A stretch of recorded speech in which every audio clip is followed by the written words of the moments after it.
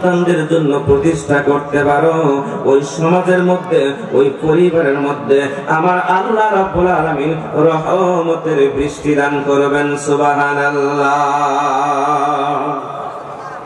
Number 6 নম্বর উপদেশ দান করতে যাইয়া লুকমান আলাইহিস সালাতু ওয়াস সালাম বলতেছেন, ওয়াসবির আলা মা আসাবাক, সন্তানরে ধৈর্য ধারণ করো। জীবনে যত মুসিবত, যত বালা মুসিবত আসে, রোগ শোক হয়, বিপদ আপদ যত কিছু আসে না কেন, ধৈর্য ধারণ করো। ওয়াস্তাইনু বিস-সাবরি ওয়াস-সালাহ, আমি আল্লাহ রাব্বুল আলামিনের দরবারে ধৈর্য এবং নামাজের মাধ্যমে সাহায্য চাও, আমি আল্লাহ তোমাদেরকে সাহায্য দিয়ে ধন্য করে দেব। বলেছেন কে? আল্লাহ বলেছেন ধৈর্য এবং নামাজের মাধ্যমে সাহায্য চাইতে হবে। আমাদের ধৈর্যটা কেমন? সংসারে যদি একটু কাজ বেশি লাগে, ধান কাটা, ধান লাগানো বা এটা সেটা, একটু কাজের ব্যস্ততা বেশি হয়েছে, অথবা একটু অসুখ হয়েছে, সন্তানকে নিয়ে ঢাকা শহরে দৌড়াদৌড়ি করছি বা জামালপুরে চিকিৎসা করতেছি, একটু বালা মুসিবত এসে গেছে বা যে কোনো বালা মুসিবত হয়ে গেছে, বালা মুসিবতের মধ্যে পড়লে, একটু কাজের ব্যস্ততার মধ্যে পড়লে ফরজ নামাজের খবর থাকে না, নফল তো দূরের কথা। অথচ সাহাবী আজমানের অভ্যাস কি ছিল?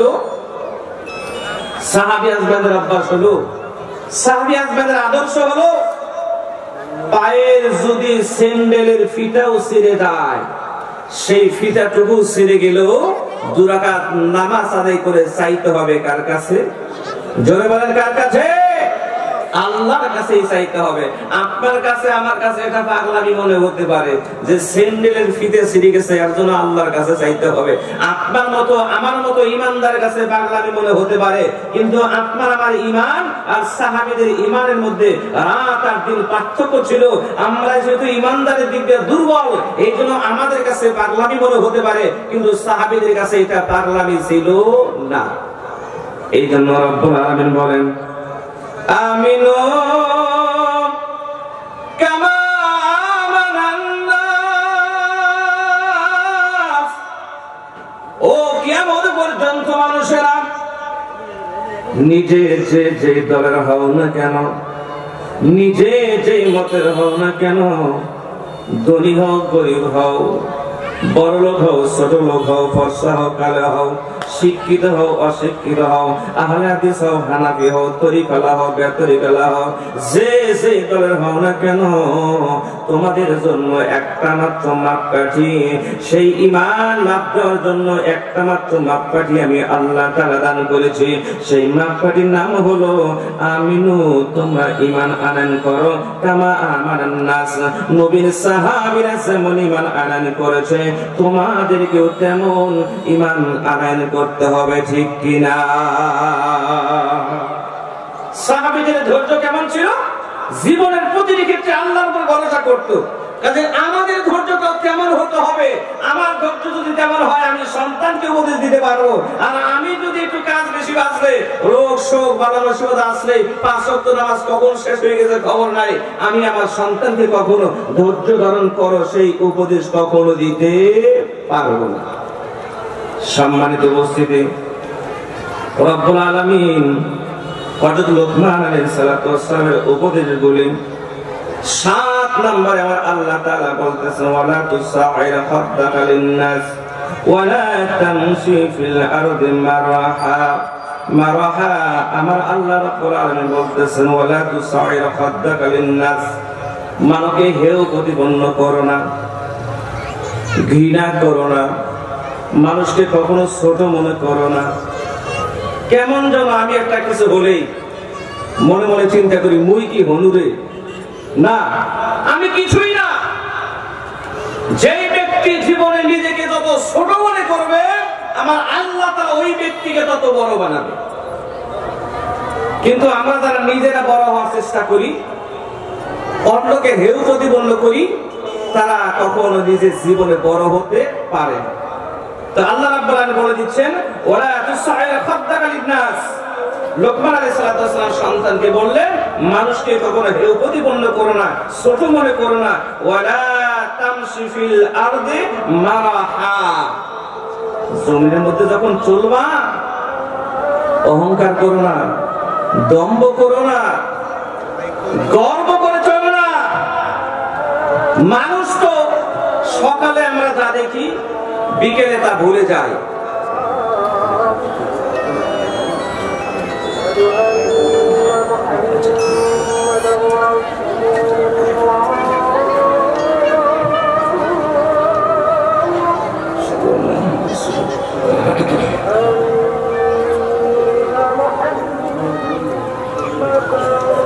আবার আদান হচ্ছে, আদানটা শেষ হয়ে আর 5 মিনিট আলোচনা করে শেষ করে দিন।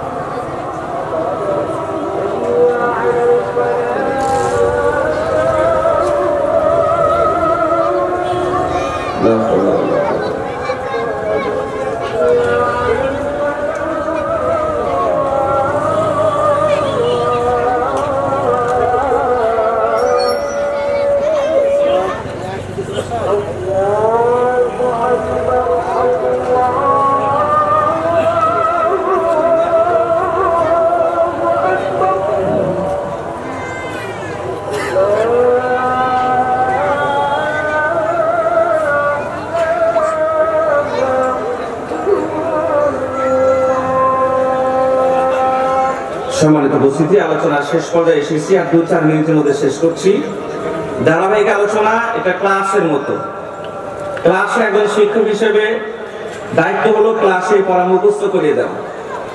আপনারা অনেকে মুরব্বী আছেন, এখানে শিক্ষক বলে নিজেকে বেয়াদবি মনে করবেন না, কিছুক্ষণের জন্য। এখানে মুখস্থ করে দেওয়ার অর্থ হলো এখানে যে পয়েন্টগুলো আউট করেছি, ফাইন্ড আউট করেছি, এটা আপনাদেরকে একটু আবার স্মরণ করে দিতে চাই। নাম্বার 1, আল্লাহ তাআলার সাথে কাকে শরীক করা যাবে না। 1 নাম্বার কি বলেন? শরীক করা যাবে না, সংক্ষিপ্ত বললেও চলবে। 2 নম্বর হলো গুনাহ যত ছোট হোক গুনাহ করা যাবে না, সংক্ষিপ্ত কথা। 2 নম্বর হলো গুনাহ করা, 2 নম্বর বলেন গুনাহ করা যাবে না। আপনাদের মুখস্থ হচ্ছে আলহামদুলিল্লাহ। নাম্বার 3, আকিমিস সালাত, নামাজ প্রতিষ্ঠা করতে হবে। 3 নাম্বার কি? নামাজ কায়েম করতে হবে, নামাজ প্রতিষ্ঠা করতে হবে। নাম্বার 4, ওয়া'মুর বিল মা'রুফ, মানুষকে ভালো কাজের আদেশ দিতে হবে। 4 নাম্বার কি? ভালো কাজের আদেশ দিতে হবে। হাজী সাহেব প্রতি বছর হজ করে, উমরা করে, মাথার মধ্যে পাগড়ি আছে, 5 ওয়াক্ত নামাজও পড়ে, ছেলে যে যাত্রা করে, যদি বলা হয় হাজী সাহেব আপনার ছেলে এগুলা করতেছে, ওই বয়সে আমরাও করছি। কি জবাবটা কি সুন্দর দেখছেন? তো এই বাবা কখনো সন্তানকে বলতে পারবে বেটা অন্যায় কাজ করিস না? ও বেটা যে বেটা কয় ওই বয়সে আমরাও করছি। তো এই বাবা কখনো সন্তানকে বলতে পারবে না সৎ কাজের আদেশ দাও, অসৎ কাজের নিষেধ করো, এই কথা কখনো বলতে পারবে না।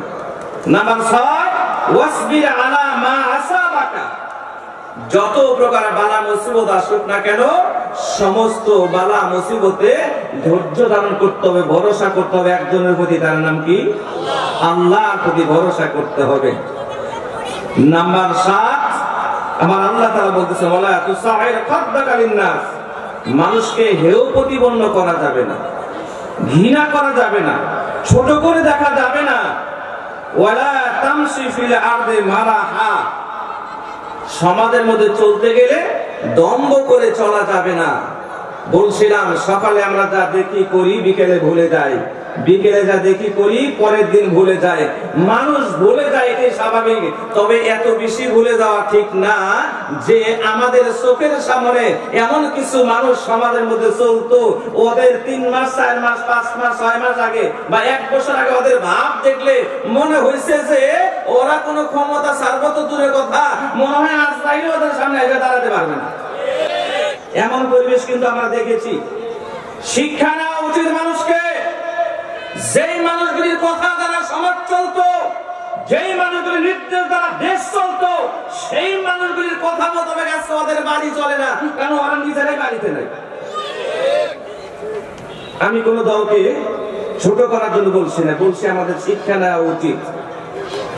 এখান থেকে যারা শিক্ষা না নেবে, এখান থেকে যারা শিক্ষা না নিয়ে মনে করবে যে ওরা তো নাই, আমরা তো এসে গেছি, আসছে একদিন তো যাইতে হবে, সেই দিন এদের চাইতে যেন খারাপ পরিস্থিতি আবার না হয়। কথা কি ঠিক বললাম? অনেকে তো মনে করছে আমরা তো এসে গেছি। হ্যাঁ এসে গেছেন বুঝলাম, তো এসে গেছেন বুঝলাম, কিন্তু এসে যাওয়াটা যেন ভালো হয়। এসে যাওয়া যদি ভালো হয় তাহলে যাওয়াটাও কিন্তু ভালো হওয়ার কথা। এই জন্য আসা ভালো হতে হবে, যাওয়াও ভালো হতে হবে। এদের কাছ থেকে আমাদের শিক্ষা নিয়ে আমাদের ভবিষ্যৎ গড়তে হবে। আমাদের জীবন যেন এমন না হয় এক সময় একটা গাড়িতে চলতো, সামনে পিছে শত শত গাড়ি থাকতো, আর এখন রাস্তা দিয়ে হাঁটতে পারে না, ইঁদুরের গর্ত খুঁজে পায় না। এমন জীবন যেন আল্লাহ তাআলা আমাদেরকে দান না করে, জোরে বলেন আমিন। সম্মানিত উপস্থিতি, লোকমান আলাইহিস সালাম কর্তৃক সন্তানকে যে উপদেশগুলি, সেই উপদেশগুলি যদি পুরোপুরি কেউ জানতে চান তাহলে সূরা লোকমান পুরাটাই অনুবাদও দেখতে পারেন। দেখলে সেখানে উপদেশগুলি সবগুলি পেয়ে যাবেন। সবগুলো আজকে বলতে পারলাম না, যতটুকু বলেছি আল্লাহ রাব্বুল আলামিন যেন আপনাকে আমাকে আমল করার জন্য তৌফিক দান করে, জোরে বলেন আমিন। সম্মানিত উপস্থিতি, এশার নামাজের পরে আমার মাদারগঞ্জে আরেকটা মাহফিল আছে, সেখানে যেতে হবে। এই জন্য এশার নামাজের পরে আলোচনা করার সময়ও নাই, সংক্ষিপ্তভাবে আলোচনা যতটুকু সম্ভব করেছি।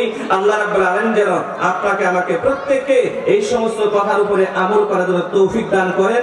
সকলে বলে আল্লাহুম্মা আমিন। ওয়া আখিরু দাওয়ানা আলহামদুলিল্লাহি রাব্বিল আলামিন। আসসালামু আলাইকুম ওয়া রাহমাতুল্লাহি ওয়া বারাকাতুহু।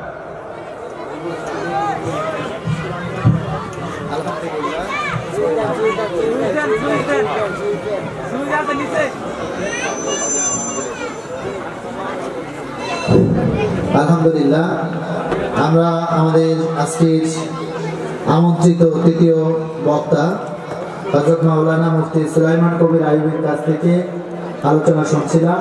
সম্মানিত হাজিরিন, এ পর্যায়ে সংক্ষিপ্ত শুভেচ্ছা বক্তব্য নিয়ে আসছেন ডক্টর ইউনুস আলী, সভাপতি ইসলামী আন্দোলন বাংলাদেশ, জামালপুর জেলা শাখা।